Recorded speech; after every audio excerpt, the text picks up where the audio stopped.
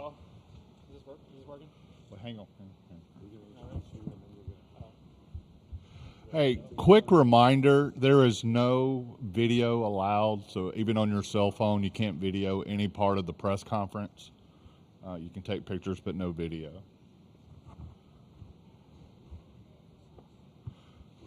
Okay, we'll begin with an opening statement, and then we will take questions for the players first. Yeah, I thought we did great today from the tip. Our first 4 minutes, I think we did a great job at setting the tone. Our guys came out and were really physical. Missouri's a great team, though. We knew it was going to be a battle. Everyone's battling for their season here in Nashville, and so we knew it was going to be a battle, but I think we did a good job at responding to their physicality. But props to them, but we're just really proud at the way we performed today, and yeah, open it up to questions now. All right, if you'll raise your hand, we'll get a microphone to you. Please state your name and affiliation. We'll start on the front. Yeah, Daryl Bird of the Cats. Pause for both guys. So many times you see a team has a big lead. You guys are up 16. Then you lose the lead, and actually the other team takes control. So many times you see that team can't come back and win. They can't reverse the momentum. How did you guys do that? I think for us is just attention to our details, staying together. We're in constant communication. We're huddling after every dead ball. We're in timeouts, and I think we do a great job at staying together, staying composed, and I think we did a good job at showing that today when the momentum was on their side and being able to reverse it. I think we did a good job at that. Second row. Jenna Lifshin, Kentucky Colonel. Mo, it feels like in big moments you're always stepping up. Is that something that's always come naturally for you as a leader, or do you feel like over time you just had to start stepping up? Those are the moments that I look forward to.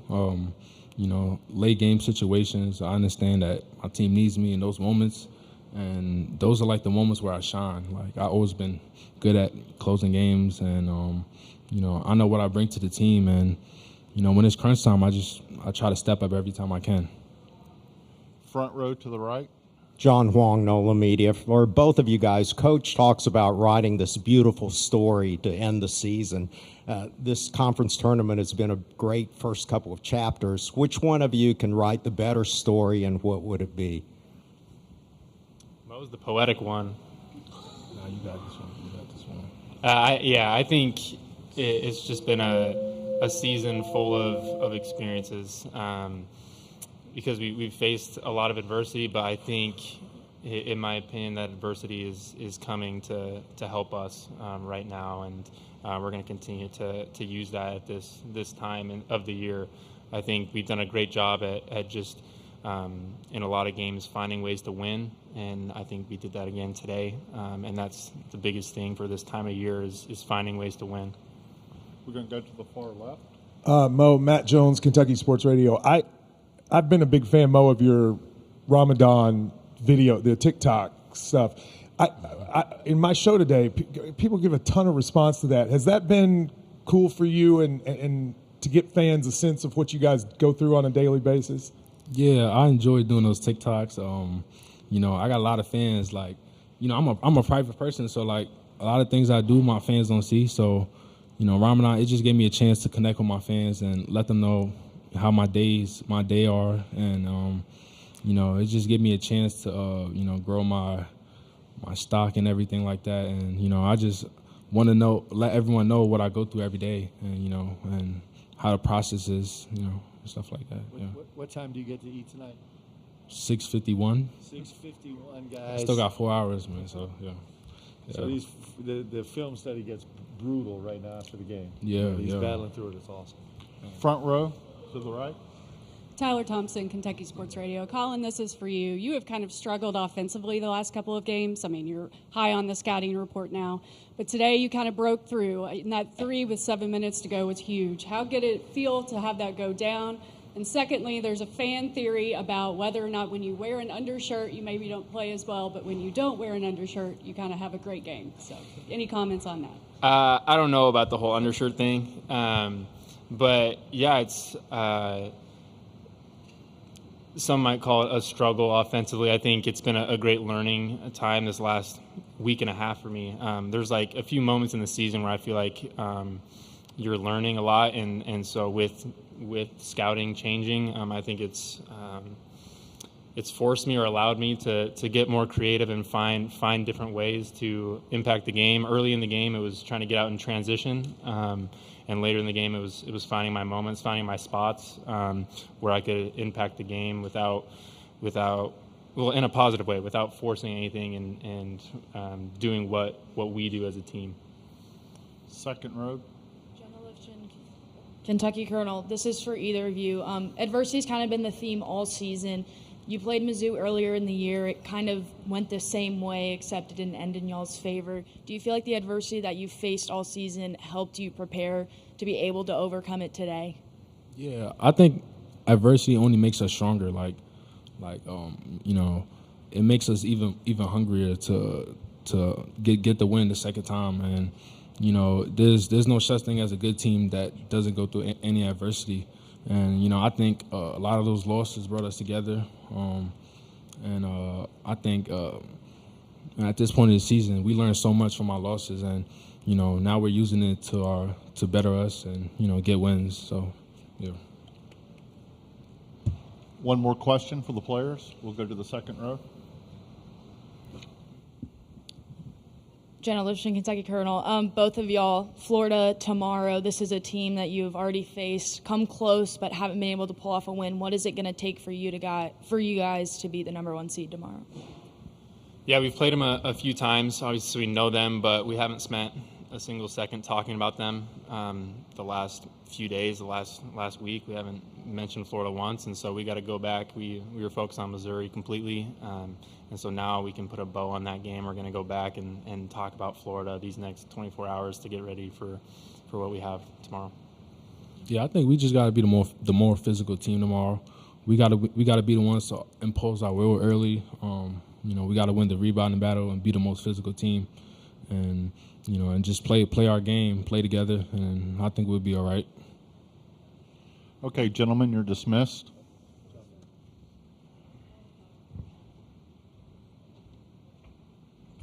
Colin, you want to take the rest out, or you just want to leave it there?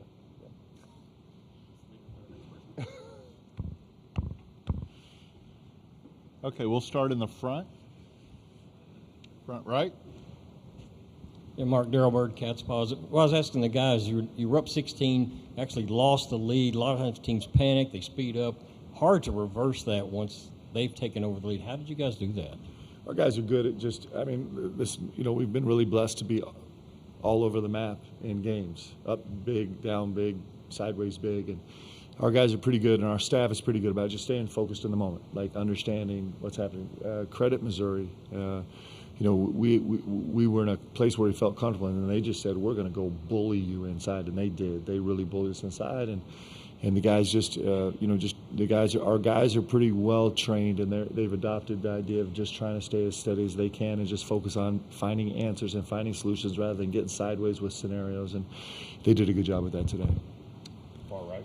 Mark, John Huang, NOLA Media. I know you're a big numbers guy. Do you regret not so much focusing on the numbers, but maybe talking about the numbers, especially in regard to the fatigue aspect, now that you're 2 games in, 3 more to go? No. Far left. Matt Jones, Kentucky Sports Radio. The bigs for Missouri had a really good stretch in the second half, but there were 2 plays down the stretch where you got big stops. Garrison on one, and then Oweh knocks the ball. Can you just talk about those 2 plays and how important they were down the stretch? Yeah, it's the part of our guys that is pretty good about trying to be constructive and trying to find solutions. So we just kind of we gave free range to go, and we were really concerned about the weak side figuring it out. And BG stepped in, and BG is an elite level defensive player. He's got a little bit more size than Mo, which was really important. I mean, Mitchell is, credit him. Like, what an unbelievable career he's had, and he's going to have a great run in the NCAA tournament. And he had an unbelievable game today and just tried to put the whole team on his back to try and make it work. And in that minute, his BG was elite. Ortega was really unbelievable gap help both times. And then kind of picking and choosing his spots, and our weak side covered well, and that's what you have to do to guard a guy like that that's really on fire. We were hesitant to go all out and just go double team to get the ball out of his hands because it leaves so much of the court open. You know, when he banged the second three, I kind of shook my head. He makes threes against us. It just is incredible. He made one off the glass from the top and one that was net. But credit him for a great game and our guys for responding well. Far right. Tyler Thompson, Kentucky Sports Radio. So tomorrow will be the third game in 3 days. How much can you tell us about the recovery process and what you guys will be doing to make sure the team's ready to roll versus Florida? Yep, this is our guys are pretty dialed in. They'll be done with meeting in a few minutes here, and we'll get back to the hotel and we'll meet the same as we did yesterday. We'll meet and take our first shot at the whole scout as soon as we get back and eat. The guys will go through treatment, and they'll spend hours today, literally hours today, going through treatment to get ready, and then we'll go to battle tomorrow at the same time. It's nice, these days are so fun because you're just on a schedule and it never changes, so we just hope it keeps going for a few more days. Jenna Lifshin, Kentucky Colonel, you just said that full scout's going to be tonight, but immediate thoughts on Florida and what it's going to take for y'all to pull off that win? Yeah, we know Florida well. We haven't had the success we wanted to so far. They're a team that you have to manage in transition first and foremost, and then you have to manage on the glass. And if you don't do those two things, then you don't have a chance. And then there's a bunch of other things on the list, but there's no secret about how the way they play. They're just really good at it, and really in our league, nobody's really found an answer to that yet. We're hoping that we'll have some success tomorrow. Far right. Peyton Titus, Louisville Courier-Journal. I think this is the third straight game with 9 or fewer turnovers for you guys. How important is it? How big is it to be playing with that kind of discipline? It was really important for us today. It was really important. Us being 18-9 was probably the most important part of the game. We still got there were times we got a little reckless to the rim, but overall our decision making was better, and it actually it's a pretty good prep for Florida's rim protection. Their rim protection is the top in the league, and they trick you into going there and using possessions that would be best shared with a teammate, and they're really good at it. Their size is elite, their physicality is elite, and our guys responded pretty well. We had some possessions we'd like to take back, but for the most part, it was pretty good. Okay, thank you. Thanks, guys.